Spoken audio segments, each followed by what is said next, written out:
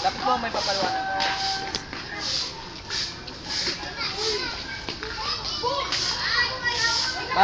Ito drainage. Drainage to, walang takip. Ang ginawa ko, walang takip yan. Ito walang takip. Pinalagyan ko lang na ng yero sa anong troso para hindi makabala, saka pag nabaha daw dyan daw bumubulwak. Ngayon ang mangyari, pinatakpan ko muna yan. So pag kailangan na natin yung lupa, pag magkatayo na tayo dyan ng kung bahay, papagawa na lang daw natin ng takip ng drainage na yan. So ayan po yung bakod. Ito po yung bakod nyo.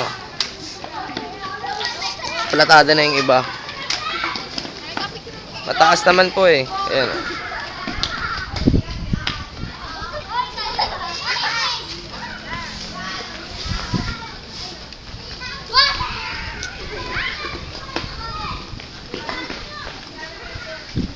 Yung maliit na bakod mo. Ito yung maliit na pinto.